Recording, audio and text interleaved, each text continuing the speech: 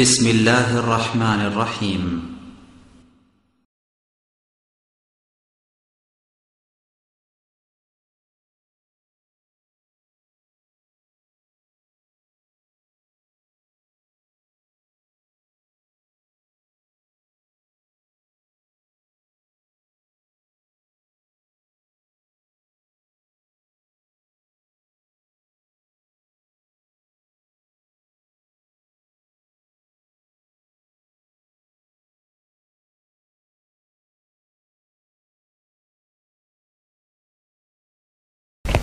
আসসালামু আলাইকুম ওয়া রাহমাতুল্লাহি ওয়া বারাকাতুহু।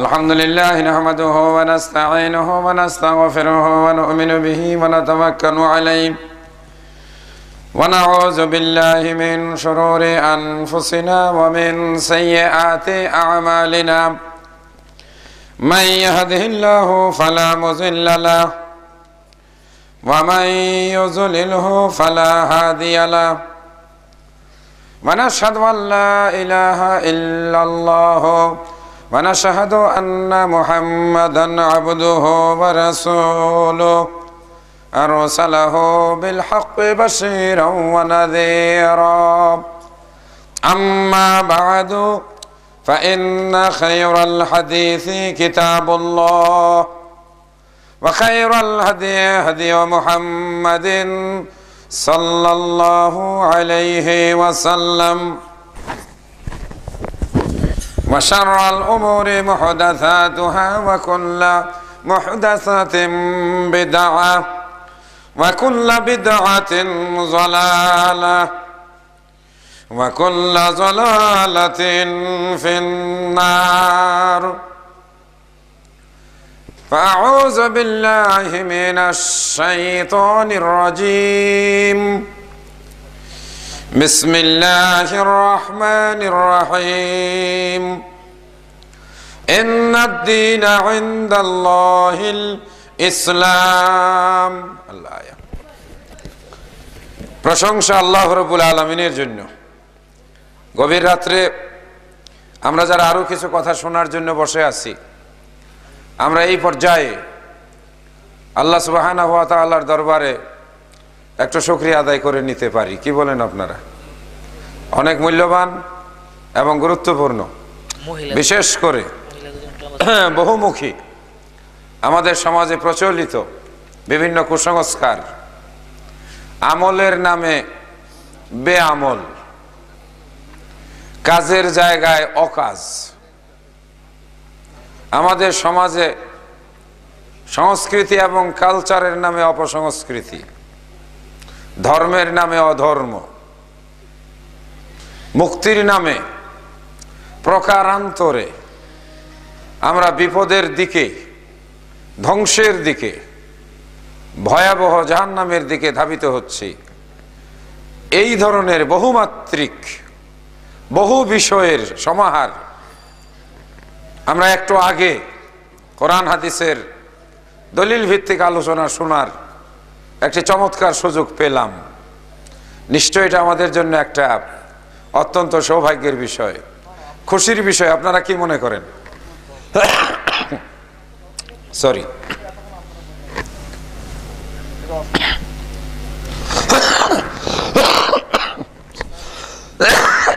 সরি তো যে কথা আমি বলছিলাম যে আসন্ন সবাই মিলে একটু আল্লাহর দরবারে শুকরিয়া আদায় করে নেই, কারণ এই ধরনের ভালো সুযোগ কি সবসময় পাওয়া যায়?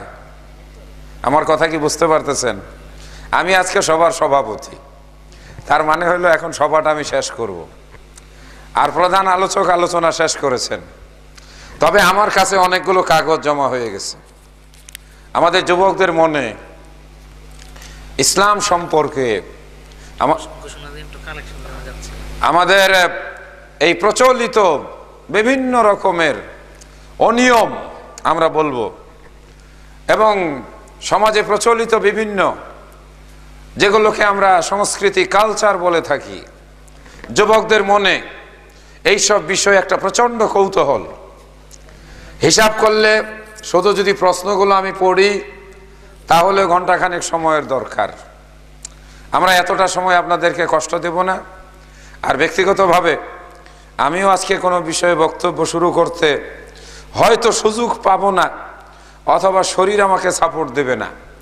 গত 2-3 দিন আগে এই বর্তমান সময়ের ঠান্ডা এবং শৈত্য প্রবাহ, সেই সঙ্গে সম্ভবত এবারের শীত মৌসুমের একেবারে শেষ পর্যায়ে এসে আমরা 2 দিন ব্যাপী একটা বৃষ্টির ছিটা এই কয়েকদিন আগে পেয়েছি, যার জন্য অনেকেই আমার মতো ঠান্ডায় আক্রান্ত। আর আমরা যেহেতু মাঠে ময়দানে রাত্রে জাগি, গতকালকেও সম্ভবত আমি যখন বক্তৃতা শেষ করেছি টাঙ্গাইলে, তখন রাত 2:45 বাজে। আর বাসায় যখন পৌঁছছি তখন ফজরের সময়, ফজরের নামাজ পড়ে আবার ঢাকা চলে গেছি। ঢাকা থেকে আমাদের বিশেষ করে জমিয়তে আহলে হাদিস, আমরা যারা আহলুল হাদিস সমাজভুক্ত এবং সহিহ হাদিসের আলোকে জীবন আমরা পরিচালিত করার জন্য সচেষ্ট, আমরা চেষ্টা করে চলছি। এটা দাবি করা যাবে না যে আমরা একেবারে আমাদের সমাজকে পরিপূর্ণভাবে সহিহ শুদ্ধ পথে নিয়ে এসেছি। আমাদের প্রয়াস চলছে। আল্লাহ আমাদেরকে তৌফিক দান করুন, জোরে বলি আমিন। সম্মানিত সুধীবৃন্দ, সেজন্য আমি আজকে বক্তৃতায় প্রবেশ না করে শুধু প্রশ্নগুলো, বিশেষ করে আমাদের যুবকদের মনের যে কৌতূহলগুলো, সবগুলো প্রশ্নের উত্তরও একটা একটা করে দলিল ভিত্তিক দিতে গেলে যথেষ্ট সময় লাগবে। আর বিশেষ করে আজকের প্রধান আলোচক মাশাআল্লাহ শেখ মুজাফফর বিন মহসিন, আমরা তাকে প্রশ্নগুলো দেইনি। কর্তৃপক্ষও আমাদেরকে বলেছেন যে আমরা একটানা ওনার আলোচনা শুনি, কারণ একটা একটা করে প্রশ্ন আসবে, প্রশ্নের উপরে উত্তর দিতে গেলে আমরা ধারাবাহিকভাবে যে চমৎকার একটা গঠনমূলক আলোচনা পেলাম, এখানেও ছন্দপতন ঘটতো।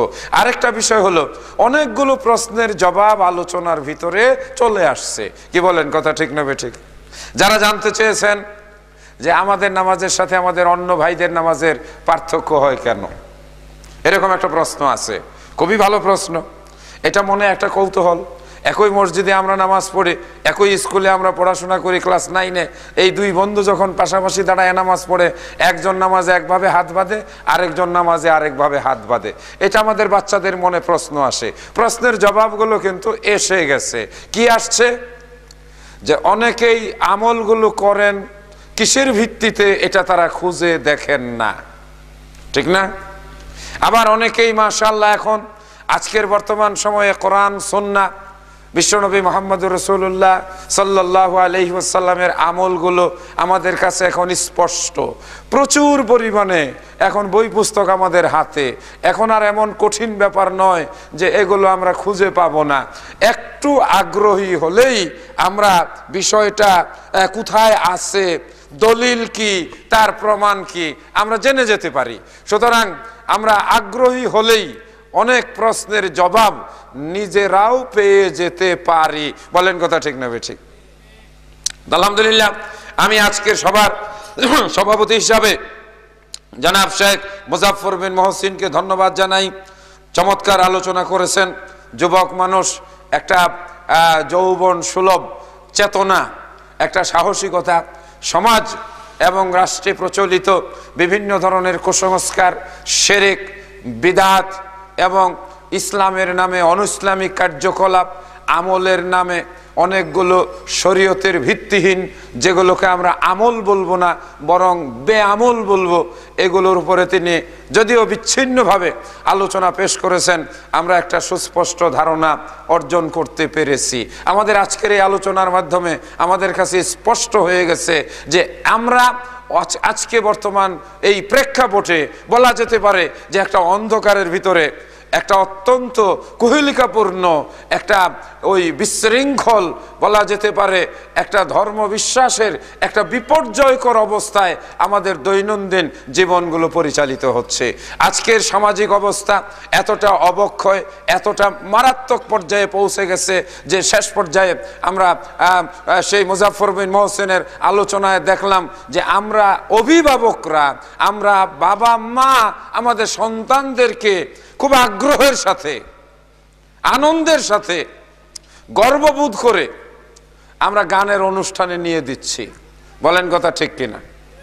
হ্যাঁ, আমাদের শিশু বাচ্চাদেরকে আমরা গানের অনুষ্ঠানে নিয়ে দিচ্ছি, আমাদের মেয়েরা যখন গান গাইতেছে তখন সেখানে আমাদের গার্জিয়ানরা খুশি হচ্ছে।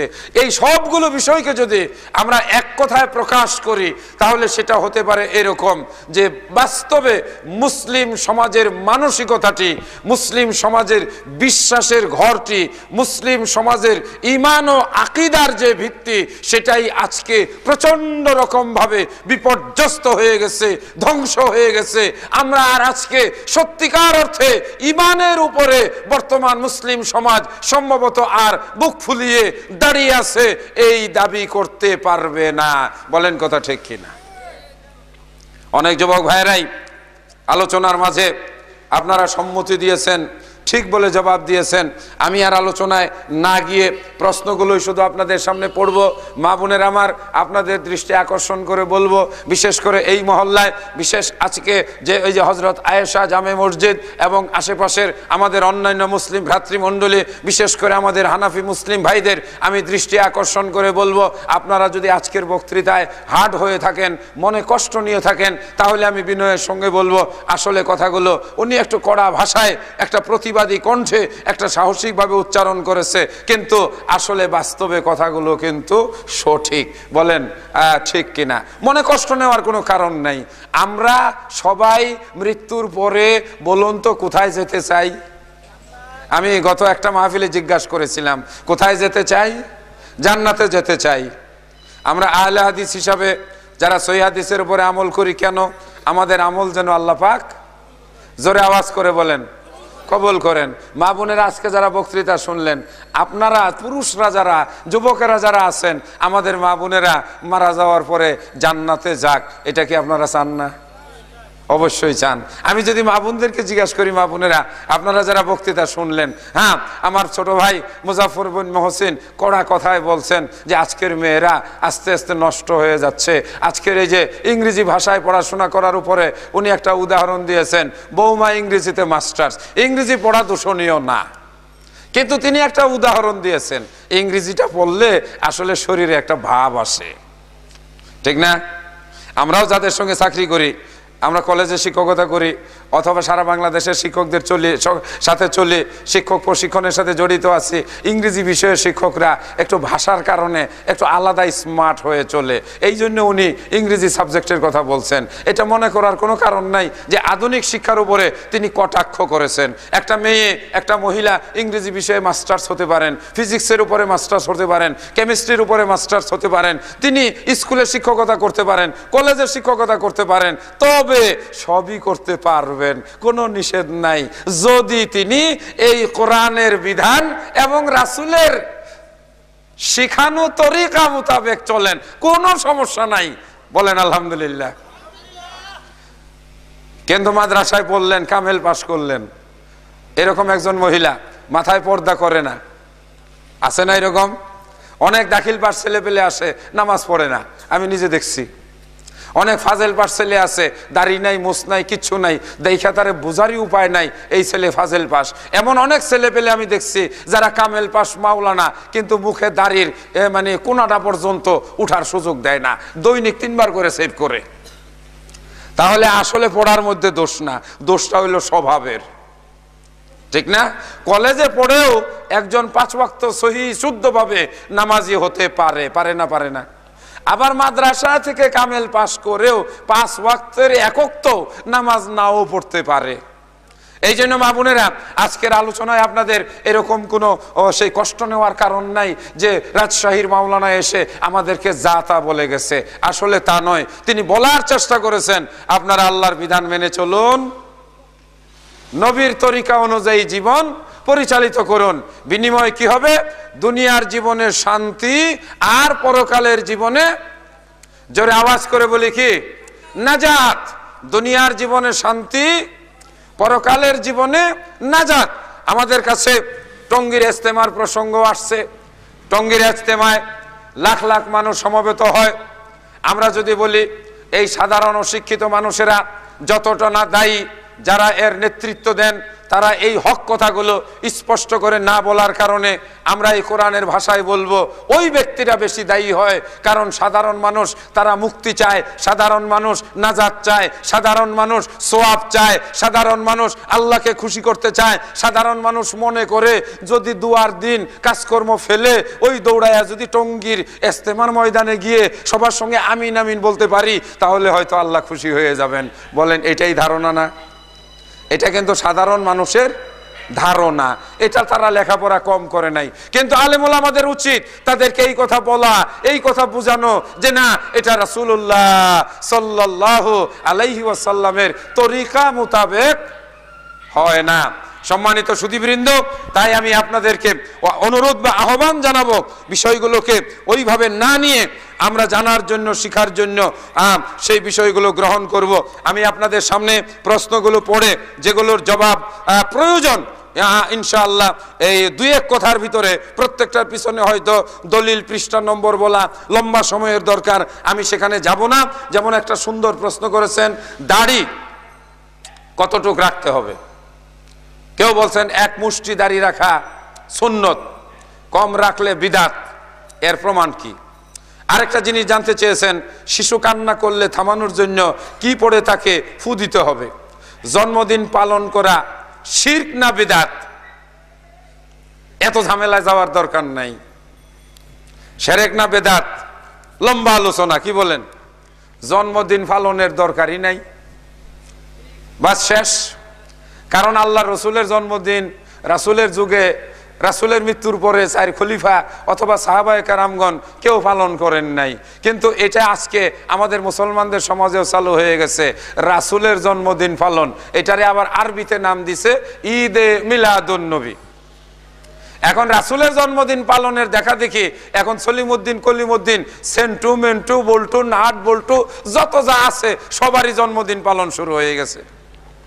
ফলে আমরা বলতে পারি এটা ইসলামের ভিতরে মুসলিম সমাজে একটা প্রচলিত কুসংস্কার, এটা থেকে আমাদের বিরত থাকা দরকার।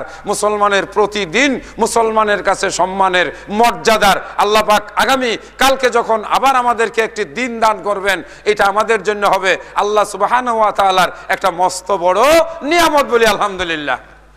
দাড়ি কাটাকাটি করা যাবে না, মুষ্টি তো পরের কথা। বাস মুষ্টি দিয়া ধর্ম, ফিতা দিয়া মাপবো, এটা 3 ইঞ্চি না 2 ইঞ্চি, এত ঝামেলায় যাওয়ার দরকার কি? রাসূল বলছেন মুছ কাটো, দাড়ি লম্বা করো। শুনলাম, এখন থেকে ইনশাআল্লাহ মানলাম, কথা শুনলাম, মানলাম। আল্লাহ রসুলের হাদিস ওয়াফুল লহিয়া, দাড়ি লম্বা করো, বাস শেষ। আর কাসসু শারিব, তোমরা এই মুছ কাটো, মুছ কাটা ফেলাবো। এই মুছ রাইখা মুছারো বিড়ালের মতো হইয়া ঘোরাফেরা, এটা মুসলমানের স্বভাবের ভিতরে নাই। আচ্ছা, এরকম সুন্দর সুন্দর প্রশ্ন আসছে মাশাআল্লাহ। শিশু কান্না করলে কি বলে থামাইবেন? স্পেসিফিক কোনো দোয়া নাই, কারণ কানবে আর তার জন্য দোয়া আসবে, হাসবে তার জন্য দোয়া আসবে, এটা বিরাট বড় বিষয়। তবে হ্যাঁ, বিপদে আপদে, অসুখ বিসুখে আল্লাহ রাসূল সাল্লাল্লাহু আলাইহি ওয়াসাল্লামের কতগুলো সুন্নত দোয়া আছে, আমার আব্বার নামাজ শিক্ষার মধ্যে লেখা আছে, সুন্দর করে কিনে নিয়ে মুখস্থ করে পড়বেন, আলহামদুলিল্লাহ ফল পাবেন। সব কয়ে দিলে বই নিব কেডা? কিছু তো হাতেও রাখতে হইব। আচ্ছা, আলহামদুলিল্লাহ। ঠান্ডা পানি, আরসি কোলা, কোকা কোলা, 7 আপ, ফান্টা ইত্যাদি খাওয়া যাবে কিনা? খাওয়া যাবে যদি তার মধ্যে কোনো অ্যালকোহল জাতীয় কিছু না থাকে। তবে ঠান্ডা দিন না খাওয়াই ভালো। এইগুলি খাওয়া এক ধরনের অপচয়, অপচয়কারীরা শয়তানের ভাই। অনেকেই দেখছে কিচ্ছু না, এই বোতল মুখে নিয়ে ভাব লয়, মনে হয় যে কি খাইতেছে, আসলে কিন্তু ফলাফল জিরো। এটা পানির মধ্যে একটু ওই যে সাইট্রিক অ্যাসিড দেয়, আর তারপরে ওই যে একটু নাইট্রোজেন গ্যাস দেয়। এটা খাইলে একটু পেটের মধ্যে একটু গ্যাস গ্যাস লাগে, কিচ্ছু না। এটা দিয়া কোটি কোটি টাকা বহুজাতিক কোম্পানি কামাই করে নিয়ে তারা বিলিয়ন বিলিয়ন ডলারের মালিক হচ্ছে। তবে এখানে আরো মজার ব্যাপার, 7 আপ, পেপসি কোলা কোম্পানি, এরা নাকি তাদের উপার্জনের একটা অংশ $1, ওখানে পেপসির ব্যাখ্যার মধ্যেই নাকি একটা কথা আছে, পিতে পে মানে দেও, এতে মানে পেইন, মানে একটা পয়সা, যেটা ওই যে কি ইহুদি বা খ্রিস্টান ধর্মের জন্য। ফলে এটা আমরা ইনডাইরেক্ট পেপসি কোলা, 7 আপ এগুলো খেয়ে ওই সব কোম্পানিকে আমাদের বিরুদ্ধে অর্থ ব্যয় করার জন্য সহযোগিতা করতেছি। না খাওয়াটাই ভালো। যেমন এরকম আরেকটা কোম্পানি আছে, প্রাণ কোম্পানি। আমাদের আকীদা বিশ্বাস, ধর্ম বিশ্বাস ওই যে সেই আমাদের রাসূলের পরে আর কোনো নবী নাই, কিন্তু তারা বলে গোলাম আহমদ কাদিয়ানী নবী। যারা বাংলাদেশে কাদিয়ানী নামে পরিচিত, তাদের কোম্পানি, দেখা যায় যে আমরা তার পণ্য কিনতেছি। এগুলো থেকে যতটা সম্ভব বিরত থাকা। তবে এখানে আমরা দৃঢ়তার সাথে কথা বলবো না যে এই সব পণ্যের সঙ্গে আমাদের কোনো সম্পর্ক রাখা যাবে না। বাংলাদেশের নাগরিক হিসাবে যে কেউ এখানে যে কোনো উৎপাদিত পণ্য বৈধভাবে সরকারের লাইসেন্স নিয়ে ব্যবসা করতে পারে। আপনি ভালো মন্দ বিচার করে চলবেন, সব মাসলা খুঁজবেন না। ঠিক আছে? ঈদের সালাত কত তাকবীরে আদায় করতে হবে? 12 তাকবীরে। আর রমজান মাসের তারাবির সালাত কত রাকাত? তারাবির সালাত 8 রাকাত, 3 রাকাত বেতের। এটাই হলো বুখারী শরীফের হাদিস। রাসূলুল্লাহ সাল্লাল্লাহু আলাইহি ওয়াসাল্লাম থেকে বর্ণিত। হযরত আয়েশা রাদিয়াল্লাহু তাআলা আনহা বলছেন, মাযহাব বলে পরিচয় দেওয়া আসলে কি ঠিক? মাযহাব বলে পরিচয় তো দিতেই হবে। আমাদের মাযহাব হচ্ছে ইসলাম, কারণ মাযহাব শব্দের অর্থ হচ্ছে চলার পথ। আমি সেই জন্য কোরআনের আয়াত তেলাওয়াত করছি। আল্লাহ বলছেন, হে মুসলমান, আমি তোমাদের জন্য একটা মাযহাব সিলেক্ট করে দিলাম। মাযহাবটার নাম হইল ইন্নাদ-দীনা। কার কথা? আল্লাহ কোরআনে বলেন, ইন্নাদ-দীনা ইনদাল্লাহিল ইসলাম। আমরা বাংলাদেশি, এটা আমাদের পরিচয়। এরপরে চৌধুরী, সরকার, তারপরে ওই যে সেই তালুকদার, এগুলো গোত্রগত বংশগত পরিচয়। এগুলো আজকাল বর্তমানে আস্তে আস্তে কমে গেছে। অনেকেই এটা ফুটাঙ্গি করে না। আবার কিছু কিছু লোক দেখছে বাড়ি নাই ঘর নাই, নামের শেষে গা ভূমিহীন তালুকদার আছে না? চৌরাস্তা রিক্সা চালায়। জিজ্ঞাসা করছি নাম কি? বলে সুলাইমান তালুকদার। ওরে বাবা, এক দিকদার নাম সুলাইমান, আরেক দিকদার তালুকদার। বলে রিক্সাকে, বলে জমিন নাই। এরকম অনেকেই কিন্তু আছে ওই মাযহাব নিয়ে। আর বর্তমান যুগে চলে না, এটা এখন অচল টাকা সকলের কাছেই। এখন কিন্তু আমাদের হানাফি ভাইয়েরাও, তারাও কিন্তু এটা নিয়ে অত বাড়াবাড়ি করে বলে না, মাযহাব রাখতেই হবে। আমরা সকলেই একটা নামে পরিচিত, যেই নামটা রাইখা দিয়েছেন আমাদের আব্বাজান, যিনি হলেন আমাদের সকলের ধর্মীয় মৌলিক আকীদার আমাদের পিতা, মিল্লাতা আবিকুম ইব্রাহিম। তিনি আমাদের নাম রাইখা দিয়েছেন। পরিচয় দিব কি বইলা? হুয়া সাম্মাকুমুল মুসলিমিন। আমাদের পরিচয়, আমাদের নাম হলো আমরা মুসলমান। আলহামদুলিল্লাহ, মুসলমান আমাদের পরিচয়, ইসলাম আমাদের মাযহাব। আহলে হাদিস, আহলে হাদিস বইলা এইটাও প্রচার করার কোনো জিনিস না। ঠিক আছে? আমরাও কিন্তু গুড়া কম না।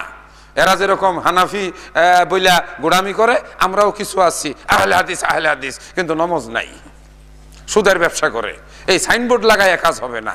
সকলের একটাই পরিচয়, কবরে যেটা আসবে সেটা হলো মান রাব্বুকা ওয়া মান নাবিয়ুকা ওয়া মা দীনুকা। 3 প্রশ্ন। সেখানে আহলে হাদিসও জিজ্ঞাসা করবে না যে তুমি আহলে হাদিস কিনা, তুমি হানাফি কিনা। এগুলো নিয়ে বাড়াবাড়ি করা যাবে না। নামাজে বুকে হাত বাঁধার নিয়ম কি? খুব ভালো প্রশ্ন। নামাজে বুকে হাত বাঁধা, আল্লাহ রসুল থেকে যে হাদিসটা আসছে, হযরত ওয়াইল ইবনে হুজর রাদিয়াল্লাহু তাআলা আনহু থেকে, আমার আব্বার নামাজ শিখা বই নিয়ে দেখবেন, ফাওয়াজা আয়াদাহুল ইয়ুমনা আলা ইয়াদিহিল ইউসরা। একটা হলো হাতের উপরে হাত রাখা, এইটা। আবার আরেকটা আছে এই কবজির উপরে কবজি রেখে, এই জেরার উপরে। বুখারী শরীফে হযরত আবু হুরায়রা রাদিয়াল্লাহু তাআলা আনহু থেকে 706 নম্বর হাদিস, যেটা যে ইউমারুনান নাসা, মানুষকে নির্দেশ দেওয়া হতো তারা যেন গজ হাতের উপরে হাত রাখে এবং তারা বুকের ভিতরে হাত রাখে। ওয়াইল ইবনে হুজর থেকে বুলুগুল মারামের 20 নম্বরে এই সহিহ হাদিসটি বর্ণিত হয়েছে, যেখানে তিনি নিজে দেখছেন আল্লাহ রাসূল বুকের উপরে হাত বেঁধেছেন। অর্থাৎ সিনা, যেটা সিনা বলতে একেবারে গলার নিচে না, যেটা ওই যে পেটের সীমানা যেখানে এসে শেষ হয়েছে, আমরা যেটাকে একেবারে চেস্ট বলি, এইটার উপরে ঠিক এইভাবে হাত সংস্থাপন করা, এটাই উত্তম। যদি তার সঙ্গে একটু হাত বেড়ে যায় অথবা একটু এগিয়ে আসে, হাত বাঁধতে হবে।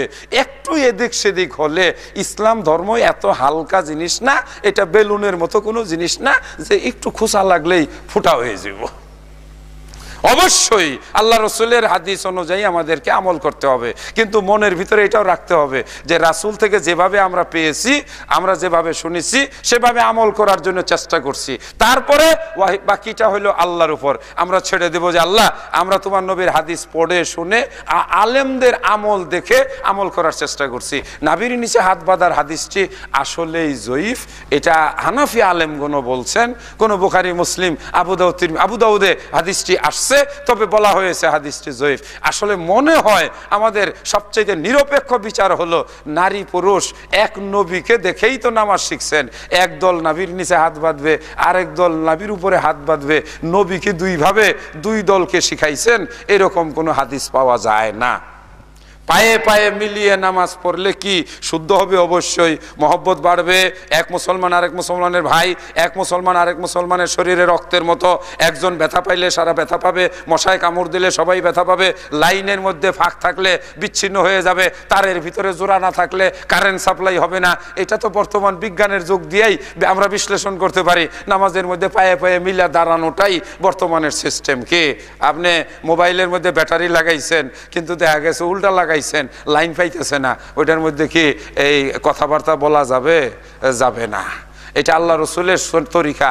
আজকে মোবাইলের যুগে আমাদের কাছে বিজ্ঞানের অনেক বিষয় উদ্ভাবিত হয়ে গেছে। নামাজ একটা সাইন্টিফিক ইবাদত। এক মুসলমান আরেক মুসলমানের পায়ের সঙ্গে পা মিলাইয়া দাঁড়াইলে দুইজনের শরীরে রক্ত প্রবাহ, দুইজনের শরীরের হার্টবিট, ইংরেজিতে কি বলা হয়, হার্টবিট ফিল করা যায়। আমার পাশে আরেকজন মুসলমান আছে। আর বিশেষ করে আমি বলি সবচাইতে ভালো লাগে আমার কাছে, আমি যখন আমার আব্বার পায়ের সঙ্গে পাও মিলাইয়া দাঁড়াইয়া নামাজ পড়ি, একটা অন্যরকম অনুভূতি লাগে, বাপ বেটার শরীর। আবার আমার ছেলে যখন আমার পায়ের সঙ্গে পাও মিলাইয়া দেয়, একটা অন্যরকম একটা অনুভূতি। দুইজনের মাঝখানে ফাঁক থাকলে শয়তান কয় আমি আছি। এর কাছে জায়গা দেওয়াটা বুদ্ধিমানের পরিচয় না।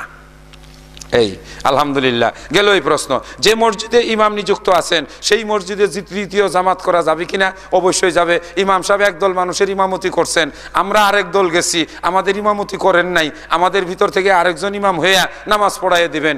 ওই ইমাম যদি ইচ্ছা করেন তাহলেও তিনি আবার আমাদেরকে আরেকবার ইমামতি কইরা বোনাস হিসাবে 4 রাকাত নফলের সওয়াব পাইয়া তিনি দ্বিতীয়বার ইমামতি কইরা নামাজ পড়াইয়া দিতে পারেন। এটা আপনারা হাজী সাহেবদের জিজ্ঞাসা করবেন। মক্কা থেকে মদিনায় যাওয়ার পথে কতগুলো মসজিদ আছে, ওই ইমামরা দিনে যে কয়বার ইমামতি করে আল্লাহই জানে। একটা করে বাস আসতেছে, ইমাম সাহেব নামাজ পড়ায় শেষ করছেন, আবার আল্লাহু আকবার, আবার একদল নামাজ পড়াই দিলেন, আরেক বাস আসতেছে এই ইন্দোনেশিয়ান, তাদেরকে আবার নামাজ পড়াই দিলেন, আল্লাহু আকবার। এইভাবে ওই ইমামেরা আমার মনে হয় সারাদিনই খালি ইমামতি করে। এটা আল্লাহ রসুল থেকে স্পষ্ট। বুখারীতে এই ঘটনা আসছে, এক সাহাবী নিজের কওমে ওই আসরের নামাজ পড়াইছেন, তারপরে আবার মদিনার মসজিদে আইসা আল্লাহ রসুলের সঙ্গে জামাতে শরীক হয়েছেন। রাসূলের সঙ্গে নামাজ পড়া গিয়া নিজের গ্রামে গিয়া আবার তিনি তার এলাকার মানুষকে গিয়ে ইমামতি করে নামাজ পড়াই দিয়েছেন।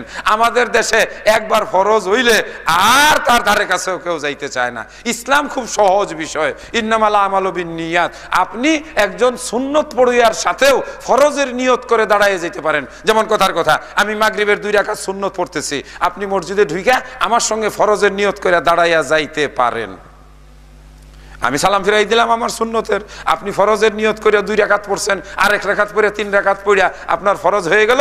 মাঝখান থেকে আপনি বোনাস হিসাবে জামাতের সওয়াব পেয়ে গেলেন। দেখবেন রমজান মাসে তারাবির নামাজের সময় একদল মুসল্লি আসে, ওদিকে তারাবির নামাজ চলতেছে, আবার বাইরে এশার নামাজ হইতেছে। দরকার নাই, আপনি তারাবির জামাতেই এশার নিয়ত করে দাঁড়াইয়ে পড়তে পারেন। অনেক আলেম উলামারাও আমাদের কিন্তু এইসব কথা শুনে চমকে উঠবে। ভাইজান, চমকে ওঠার কোনো কারণ নাই, এগুলি পড়াশোনা করলে পাওয়া যায়, পড়াশোনা না করলে এরকম চমকে উঠতে হয়। তাহলে কি করলো এটা? ঠিক না? এই যে আজকে মুজাফর বিন মহসিন, উনি নামাজের উপরে গবেষণা করিয়া বই লেখছেন। অনেক কথা আমার কাছেও নতুনত্ব লাগছে। আমিও অনেক বিষয় তার কাছ থেকে শিখতে পাইছি, কারণ সে ওই বিষয়ের উপর গবেষণা করতেছে, ওই বিষয়ের উপর লেখছে। আমি আবার যে বিষয়ের উপরে গবেষণা করছি ওই বিষয়ে আমাকে বলতে দিলে আমি একটু ভালো বলতে পারবো, এটাই স্বাভাবিক। কিন্তু বর্তমানে পড়াশোনা করা ছাড়া কোনো উপায় নাই। মা বোনেরা, আপনারাও পড়বেন, আপনাদের জন্য পড়া খুব দরকার। আমি মনে একটু সময় বেশি নিয়ে ফেলতেছি। আমি যদি একজন হানাফি ইমামের পিছনে নামাজ আদায় করি, তাহলে কি আমার নামাজের কোনো ক্ষতি হবে?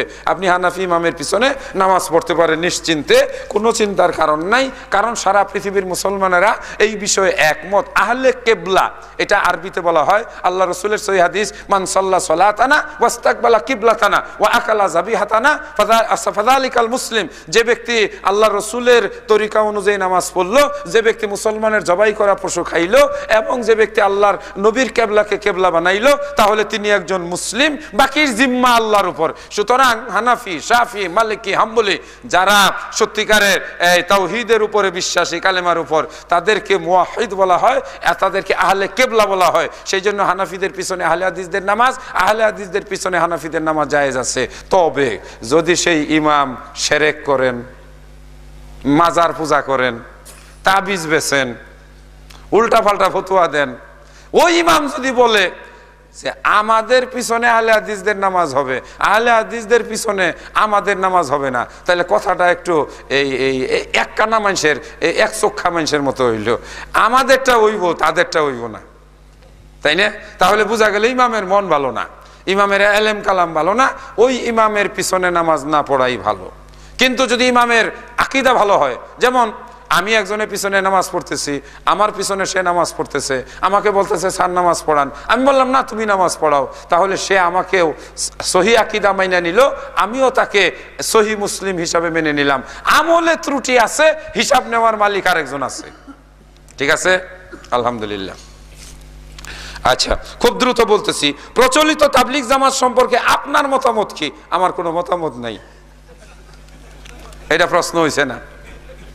আপনি যদি বলতেন প্রচলিত তাবলিগ জামাত সম্পর্কে কোরআন হাদিসের ভাষ্য কি, আমি আমার মতামত দিতে যাব কেন? খামাখা তাদের সঙ্গে আমি ঝগড়া বাজানো ঠেকা পড়ছে নাকি? আমি গাজীপুর চৌরাস্তায় থাকি, গাজীপুরে থাকি, আমি সবার সঙ্গে মিলামিশা থাকতে চাই, কিলাকিলির মধ্যে আমি নাই। এখানে চাওয়া হয়েছে কি প্রচলিত তাবলিগ জামাত সম্পর্কে আপনার মতামত, আমি বলে দিলাম আমার মতামত। হ্যাঁ হ্যাঁ, প্রচলিত তাবলিগ জামাত যেটা, অবশ্যই আমরা তাদের সঙ্গে কথা বলে মিশে দেখছি, অধিকাংশ মানুষের কিন্তু নিয়ত ভালো, তারা সহি হইতে চায়, তারা আমল শিখতে চায়, কিন্তু পদ্ধতিগত পুঁথিগত তাদের কিছু বিষয় ত্রুটিযুক্ত, এইগুলি তাদের আলেম ওলামাদের দূর করা উচিত। তাদের মধ্যে কিছু প্রচলিত ধারণা আছে বদ্ধমূল, তারা কোরআন হাদিস বেশি পড়তে চায় না, নেসাবের কিতাব পড়ে, কিন্তু আসলে কোরআন হাদিসটাই পড়া দরকার। আল্লাহ পাক বলছেন আমি কোরআন সহজ করে নাজিল করছি, এটা তোমরা বুঝো। আমাদের তাবলিগ ভাইরা কয় তোমরা কোরআন বুঝবা না, এটা কোরআনের সঙ্গে একটা সাংঘর্ষিক কথা। তারা ফাজাইলে আমলের কথা বলে, ফাজাইলের জেহাদের কথা কম কম বলে। আমরা তাদেরকে বলি আপনারা সবই বলেন, খালি আমলের উপরে বললে হবে না, আর বেশি বেশি বাড়াইয়া বলার দরকার নাই। যেটুকু আল্লাহ রসুল বলছেন সেটুকুই বলেন। রুগী কাশে, এটুকু বললেই তো যথেষ্ট।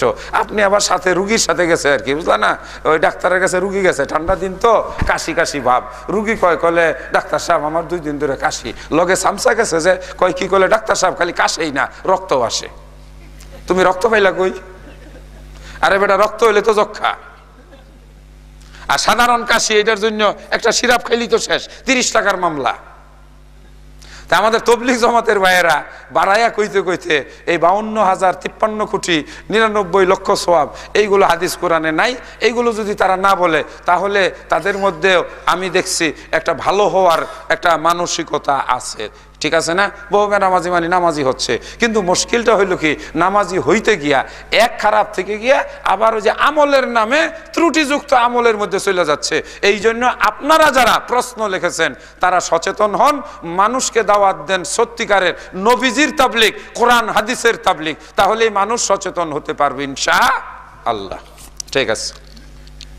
আচ্ছা, আমি যদি তাবলিগ করতে চাই, জবাব হয়ে গেছে ফরজ নামাজের ইমামের পিছনে সূরা ফাতিহা পাঠ না করলে নামাজ হবে না।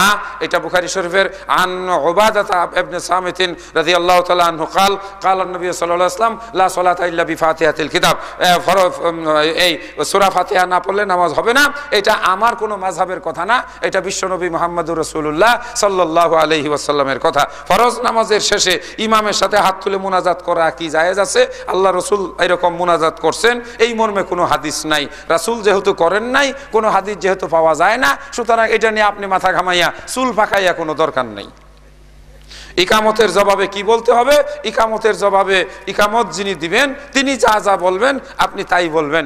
আকামাহাল্লাহু ওয়া আদামাহা কাদ কামাতিস সালাত কাদ কামাতিস সালাত। এইটার জবাবে যেটা বলা হয় এই হাদিসটা জয়ীফ, সুতরাং এই হাদিসের উপর আমল হবে না, আপনিও কাদ কামাতিস সালাত বলবেন। আজানের ধ্বনি কানে আসার পর মহিলাদের মাথায় কাপড় দিতে দেখা যায়, এটা কি কোনো হাদিস দ্বারা প্রমাণিত? কিছুটা হাদিস দ্বারা প্রমাণিত। কারণ হলো আল্লাহু আকবার বললে শয়তান দৌড়াইয়া বিল পার হইয়া চলে যায়, দৌড়াইতে দৌড়াইতে। কারণ আজানের প্রধান শব্দগুলো কি? আল্লাহু আকবার। তো যখন শয়তান গ্রাম ছাইরা জায়গা, তখন মহিলাদের মাথার মধ্যে চুলের মধ্যে যে শয়তানগুলো বসা থাকে, আজান শুনে এইগুলো দৌড়াইয়া চলে যায়। আর যখন মাথার থেকে শয়তান জায়গা, তখন মহিলারা অটোমেটিক শয়তান মুক্ত হয়ে যায়। আর যখন শয়তান মুক্ত হয়ে যায় তখন অবচেতন মনে তাদের মাথার মধ্যে কাপড়টা উঠে যায়। এটা বোঝা গেল আজান হইলে শয়তান পালায়, আবার আজান শেষ চট করে শয়তান ওটা চোখের বলকে আইসা পড়ে। আইসা কয় কলে বুঝি বুঝি গো আপা আপা গো আমি আইয়া পড়ছি, মাথার কাপড় ফালাই দাও, পরে আবার ফালাই দেয়। এই তবে আপারা এটা বোঝা গেল আজানের আগে পরে আপনাদের যাদের মাথা খালি থাকে, শয়তান সুবিধা মতো আরামদায়ক জায়গা মাথার মধ্যে বসে। এক ধরনের প্রাণী আছে ওই যে বট গাছের মধ্যে বসে, এই সাদা বক, হ্যাঁ, এবং ওই যে আরেক ধরনের কাউয়া আছে। এই বট গাছ তলে গিয়া যদি কেউ মাথা মুথা খুইলে বয়ে থাকে তাহলে কিছুক্ষণ পরে এই পান খাওয়ার চুন তার মাথার মধ্যে খুঁজে পায়।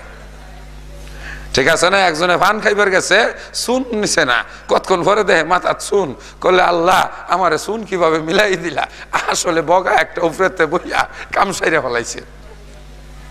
মাথা খালি থাকলে মা বোনেরা শয়তান গিয়া বসে আপনাদের মাথায়। এটা প্রমাণ হইল খালি মাথায় শয়তান মহিলাদের মাথার মধ্যে গিয়ে আশ্রয় নেয়, আজান দিলে চলে যায়। মা বোনেরা এই আমলটা করবেন, আল্লাহ আপনাদেরকে হেফাজত করবে। গাজীপুর চৌরাস্তায় 2 দিন আগে খবর পাইলাম, এক ডাক্তারে কইতেছে, বলে বর্তমানে মহিলারা যে রুগী আসে এদেরকে জিজ্ঞাসা করছি তোমার মাথা এত গরম থাকে? বলে মাথা তো আমরা তেল দেই না। বলে ঘটনা কি, তোমরা তেল দাও না কে? বলে তেল দিলে তো চুল চাপো ফিরে যাব, আর তেল না দিলে চুলগুলি এই বাউয়ের বাসার মতো ফুইলা থাকবো। যার কারণে এখন ওই যে কি জানি কয় বিউটি পার্লার, এই বিউটি পার্লারের মধ্যে গিয়া এক ধরনের কি হাওয়া আছে, হ্যাঁ, হিট দেয় হাওয়া মারে, হাওয়া মেরে চুলেরে এই বান্দরের বাসার মতো ফুলায়। এরা মাথা এখন ইদানিং এই তেল ব্যবহার করে না, এই নারিকেল তেল ব্যবসায়ীরা ইদানিং বেশ লসের মধ্যে আছে, কারণ এরা এই মহিলারা মাথার তেল দেয় না, যার কারণে এই চুল বাতাসে উড়ে। হ্যাঁ, এই শয়তান এখন আরো আরাম পেয়েছে। আমার মা বোনেরা মাথায় কাপড় দিবেন, আল্লাহ আপনাদেরকে শান্তি দান করবেন। আমি মনে হয় সময় বেশি নিয়ে ফেলতেছি, যত তাড়াতাড়ি শেষ করতে পারবো। হ্যাঁ, আপনারা কষ্ট পাচ্ছেন? আচ্ছা, তাহলে আমরা মহিলাদের ব্যাপারটা দেখলাম। হাত নাভির নিচে বাঁধলে, এটা বলছি জয়ীফ হাদিস, এটা সকলে একমত। বিদাতি মারা গেলে তার জানাজায় অংশগ্রহণ করা যাবে কি, তার দলিল সহকারে জানিয়ে দেবেন। শুনেন আপনারা, আমরা নিজেরা যেন ডাইরেক্ট বিচার না করে ফেলাই, ঠিক আছে? বিদাত, হ্যাঁ, আমরা যদি দেখি যে স্পষ্ট লোকটা বিদাত করে, তাহলে আমরা তার সঙ্গে সম্পর্ক রাখবো না। কিন্তু যদি তার আমলের ভিতরে ত্রুটি থাকে, আমরা তাকে সংশোধন করার জন্য বলবো। আমরা তার সঙ্গে শত্রুতা তৈরি করব না, বরং আমরা তাকে ইসলাহ যাকে বলা হয় সংশোধন করার জন্য চেষ্টা করব। মারা গেলে জানাজায় যাব, আল্লাহ যদি তাকে জান্নাত দেয় দিবেন, আল্লাহ যদি তাকে জান্নাত না দেয় আমাদেরও তো মিছিল করার কিছু নাই, নাকি মিছিল করার সুযোগ আছে? জান্নাত দিতে হবে, মারা গেছে পুরে দিবেন। হ্যাঁ, যদি স্পষ্ট বিদআত এবং শিরককারী হয়, আর যদি আপনি জানাজায় না যান তাহলে তার কোনো অসুবিধা হবে না। 40 জনের বেশি লোক জানাজায় অংশ নিতে পারলে তাহলে তো সবাই বেহেশতে চলে যেত, কারণ 40 জন জুটাইলেই তো বেহেশতে যাওয়া যায়। শিরক কি? আল্লাহর সঙ্গে আল্লাহর সমকক্ষ কাউকে বানানো, এবং আল্লাহ যা দিতে পারে তা যদি আল্লাহকে ছাড়া অন্য কারো কাছে চাওয়া হয় তাহলে সেটার নামই শিরক। এই কারণে তাবিজ গ্রহণ করাটাও শিরক, কেননা মানুষ সুস্থতার জন্য তাবিজের উপরে নির্ভর করে। তাবিজ একটা ছোট শিরকের অন্তর্ভুক্ত, অহংকার করাও শিরকের অন্তর্ভুক্ত। আহলে হাদিস অর্থ কি? আহলে হাদিস অর্থ হইল যারা কোরআন হাদিসের অনুসরণ করে। এদের পরিচয় কি? এদের পরিচয় হলো সারা দুনিয়ার মানুষের সঙ্গে এরা সদ্ব্যবহার ব্যবহার করে মানুষকে সদুপদেশ দেয়, নিজে কোরআন সুন্নাহ মোতাবেক চলে, ভিতরে অহংকার রাখে না, অপরের সঙ্গে নিজেকে খুব বড় লোকী ভাব নিয়ে চলে না, অত্যন্ত উদার মানসিকতার। আল্লাহ পাক সূরা ফুরকানের সর্বশেষে 65, 66, 67, 68, 69 নম্বর আয়াতে বলছেন এই 13টা গুণ আছে আহলে হাদিসদের, এগুলো আপনারা দেখে নেবেন। তার মধ্যে একটা গুণ হইল তারা রাস্তায় যখন চলে অত্যন্ত নম্রভাবে চলে। এটা আহলে হাদিসদের পরিচয়। যে আহলে হাদিস অহংকার করে সে কিন্তু আসলে খাঁটি আহলে হাদিস না। হানাফি ও আহলে হাদিসের মধ্যে পার্থক্য কি? হানাফি এবং আহলে হাদিসদের মধ্যে পার্থক্য, একদল নিজেকে হানাফি বলে, আরেক দল নিজেকে আহলে হাদিস বলে। এই আব্দুর রহমান আর আব্দুল সালামের মধ্যে পার্থক্য কি? একজনের নাম আব্দুর রহমান, আরেকজনের নাম আব্দুল সালাম, একজনের নাম সেন্টু, আরেকজনের নাম বল্টু। এই তো একটা মৌলিক পার্থক্য আছে। হানাফিরা হানাফি মাযহাব অনুযায়ী আমল করে, তাদের ইমামগণ যে সমাধান দিচ্ছেন সেটা তারা গ্রহণ করে। আহলে হাদিসগণ কোরআন এবং হাদিসের ভিতরে যা আছে সেটার অনুযায়ী তারা আমল করে। এটা হলো তাদের আমলের পার্থক্য। ফরজ নামাজের মধ্যে মুক্তাদিরা ইমামের পিছনে কি সূরা ফাতিহার সাথে অন্য সূরা পড়বে? না, অন্য সূরা পড়ার দরকার নাই। যদি পড়ে তাহলেও চলবে, দুইটাই হাদিস আছে। সুতরাং সহিহ হাদিস, বুখারীর হাদিস যেটা বিশুদ্ধ হাদিস, নির্ভরযোগ্য হাদিস, আপনি সূরা ফাতিহা পড়ে নীরবে চুপ করে দাঁড়িয়ে থাকবেন। ইমাম যখন জোরে কেরাত পড়ে তখন আপনার কেরাত পড়তে হবে না। আসর মাগরিবে, আসর এবং জোহরের সময় আপনি নিজে পড়তে পারেন। যদি কেউ পড়ে তার জন্য সহু সাজদা দিতে হবে না। এটা হলো এই ক্ষেত্রে মাসলা। মুসলমানদের নাম কেমন হওয়া দরকার? মুসলমানদের নাম মুসলমান হওয়া দরকার। যেমন ইব্রাহিম আলাইহিস সালাম নাম রাখছেন মুসলমান, এই জন্য আমাদের বাপের নামের নাম হওয়া দরকার ইব্রাহিম। ইব্রাহিম বাপের নামে না রাখি, ভাইয়ের নামে রাখতে পারি। ভাইয়ের নাম হলো ইসমাইল, আরেক ভাইয়ের নাম হলো ইসহাক। ইসমাইল এবং ইসহাক এই দুইটা শব্দ হলো হিব্রু ভাষায়। হিব্রু ভাষায় এই দুইটা শব্দের আরবি হলো আব্দুল্লাহ, আল্লাহর সবচেয়ে প্রিয় বান্দার জন্য নাম, আল্লাহর বান্দা। আল্লাহর বান্দা আল্লাহর নামের সঙ্গে যুক্ত করে রাখলে কিয়ামতের দিন আল্লাহ সুবহানাহু ওয়া তাআলার সঙ্গে তার একটা সম্পর্ক, একটা মহব্বত তৈরি হয়। আল্লাহ দয়াও করতে পারেন। একটু দয়া নেওয়ার জন্য কিছু কাছাকাছি থাকা দরকার। আল্লাহ আমাদেরকে তৌফিক দান করুন। আমি একজন হিন্দু বন্ধুকে কিভাবে বোঝাবো যে আমি সঠিক পথে আছি? হিন্দু বন্ধুকে কোট কৌশল করে বোঝানোর দরকার নাই। এই দেশে সকলেরই ধর্মীয় স্বাধীনতা আছে। আপনি কাউকে গিয়ে কোনো টার্গেট নিয়ে অন্য কাউকে ধর্মান্তরিত করা আপনার উপরে দায়িত্ব না। কেননা এই ধর্মান্তরিত করা অথবা কাউকে অন্য ধর্ম থেকে নিয়ে আসা এত বড় দায়িত্ব রাষ্ট্র আপনাকে দেয় নাই।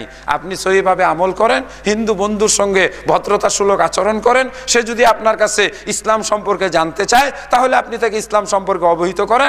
আর যদি আপনার আচার আচরণ দেখে সে ইসলামের প্রতি আকৃষ্ট হয় তাহলে আপনি তাকে উৎসাহিত করেন। এর বেশি কিছু করা আমাদের সংবিধান আইন অনুযায়ী করা যাবে না। হয়তো বলবেন সংবিধান আবার কি? না, যেই দেশে বাস করি ওই দেশের আইন কানুন আমাদেরকে মেনে চলতে হবে। হিন্দু বা ভারত বিশাল রাষ্ট্র, সেখানে একজন যদি বলে মানি না বলা চলবে? চীনের একজন মুসলমান সে যদি বলে যে চীনের আইন কানুন মানি না, যে দেশের নাগরিক সেই দেশের আইন কানুনের প্রতি তাকে শ্রদ্ধাশীল থেকে শান্তিপূর্ণভাবে তার নিজের ধর্মকর্ম করবে, এটাও ইসলামের বিধান। এটাকে বলা হয় অমুসলিম দেশে মুসলিম নাগরিকদের অবস্থান। খালি নিজের দেশে গরম এটা বললে চলবে না। কসর নামাজের সুন্নাহ ভিত্তিক সঠিক মাসআলা। কসর নামাজের জন্য এখানে 3-4 প্রকারের মাসলা আছে। একেবারে সর্বশেষ 3 মাইল পর্যন্ত সর্বনিম্ন। তবে আলেম উলামাদের বর্তমান যুগের গবেষণা এবং সৌদি মুফতিদের গবেষণায় 15 মাইল থেকে 9 মাইল এই পথ যদি কেউ অতিক্রম করে তাহলেই তিনি কসর করার হুকুমের অন্তর্ভুক্ত পড়েন। 15 থেকে 9 মাইল। আর 47 কিলোমিটার, 47 মাইল এটারও একটি মত আছে। 30 কিলোমিটার, 3 মাইল বা 5 কিলোমিটার। তবে এত নিকটতম না নিয়ে 9 থেকে 15 মাইল। এটা সৌদি গ্র্যান্ড মুফতি বিন বাজ সবগুলো হাদিসের সমন্বয়ে তিনি ফতোয়া দিয়েছেন। আচ্ছা, কেউ যদি এটা চলে গেছে আসসালামু আলাইকুম। আমাদের এলাকায় দেখা যায় কেউ যদি মারা যায় তখন 20-30 জন মহিলা মিলে 1.25 লক্ষবার কালেমা খতম করছে। আমার প্রশ্ন হচ্ছে, এইভাবে কালেমা খতম করা কোরআন হাদিস সম্মত কিনা জানিয়ে বাধিত করবেন। মা বোনারা আপনারা শুনেন, এই লক্ষ লক্ষবার আর কষ্ট করেন না, কারণ এই ধরনের কালেমা পড়ার কোনো নিয়ম অথবা কোনো তরিকা অথবা কোনো হাদিস কোরআনে নাই, হাদিসে নাই। আল্লাহ রসুলের জামানায়, সাহাবাদের জামানায়, ইমামদের জামানায় কোথাও কখনো এরকম 1.25 লক্ষবার মৃত ব্যক্তির কাছে বসে কালেমা পড়ে নাই। কালেমা তো মৃত ব্যক্তির কাছে পড়ার জিনিস না, এটা জীবিত অবস্থায় বিশ্বাসের সঙ্গে মুখ দিয়ে উচ্চারণ করে, অন্তর দিয়ে বিশ্বাস করে, আমলের দ্বারা প্রমাণ করে, ভিতরে ঈমান তৈরি করার নাম লা ইলাহা ইল্লাল্লাহ। একবার পড়লেই বেহেশতে যাওয়া যাবে ইনশাআল্লাহ। এটা লাখ লাখবার দল বান্ধা পড়ার দরকার নেই। আচ্ছা, এতিমখানার শিক্ষকের বেতন যাকাত ফিতরা সদকার পয়সা হতে দেওয়া যাবে কি না? প্রশ্নকারীর নাম নাই, তবে ধনী মানুষ যদি হয় আপনারা নিজেরা দিয়ে দিবেন, আর যদি গরিব মানুষ হয় এভাবেই দিতে হবে, আর কি করা যাবে। হ্যাঁ, এতিমখানার শিক্ষক কেন, যে কোনো শিক্ষকের বেতন ভাতা যদি সরকারিভাবে ব্যবস্থা করা না হয়, সামাজিকভাবে যদি সেটা ফি সাবিলিল্লাহর খাতে করা হয়, আলেম ওলামাগণ বলছেন এটা জায়েজ আছে। আমরা বাচ্চাদের যে রোগ প্রতিষেধক টিকাগুলো দেই, সেগুলি কি ইসলামী শরীয়ত মোতাবেক জায়েজ আছে? হ্যাঁ, জায়েজ আছে, কারণ আল্লাহ রসুল সাল্লাল্লাহু আলাইহি সাল্লাম চিকিৎসা গ্রহণ করার জন্য আমাদেরকে উৎসাহিত করেছেন। সহিহ বুখারীর হাদিস আছে, প্রত্যেক ঔষধের রোগের জন্য ঔষধ আছে, আর রোগ হওয়ার আগে যদি প্রতিরোধমূলক ব্যবস্থা নেওয়া হয় তাহলে এটা অতি উত্তম। আচ্ছা, আলহামদুলিল্লাহ। আহলে কিতাব না হয়ে, আহলে কোরআন না হয়ে আহলে হাদিস কেন? আহলুল হাদিস, কোরআনকে হাদিস বলা হয়েছে, সুতরাং যারা আহলে হাদিস তারা কোরআন এবং হাদিসের অনুসারী, এটা কোরআনের আয়াত দ্বারা প্রতিষ্ঠিত। আসসালামু আলাইকুম।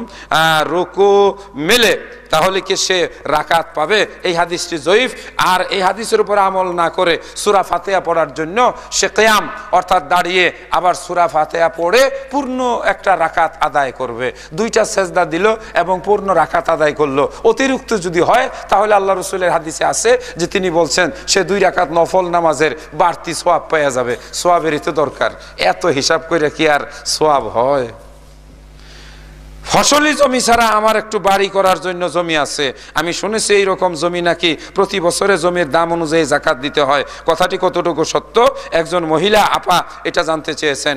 জমির টাকা হিসাব করে কোনো জাকাত দিতে হবে না, জমি জমি জমি হিসাবে পড়ে থাকবে। টাকা পয়সা, দেনার দেরহাম, স্বর্ণ মুদ্রা, রৌপ্য মুদ্রার উপরে যেগুলো নগদ টাকা 1 বছর থাকবে সেগুলোর উপর জাকাত হবে। জমি হাজার হাজার বছর পড়ে থাকলেও জমির উপরে কোনো জাকাত নাই। ইসলাম ধর্মের মধ্যে বিভিন্ন দল দেখা যায়, যেমন তাবলিগ, জামাত, হানাফি, শিয়া, হাম্বলি, মালিকি, আহলে হাদিস, সবারই উদ্দেশ্য আল্লাহর ইবাদত করা, নামাজ পড়ে। আমার প্রশ্ন, ইসলাম ধর্মের মধ্যে এই ভেদাভেদ কেন? ভেদাভেদ যদি না থাকতো তাহলে তো আপনি এই প্রশ্নই করতে পারতেন না। ভেদাভেদটা ছিল বলেই তো আজকে এই প্রশ্নটা করা গেল, কি বলেন, ঠিক না?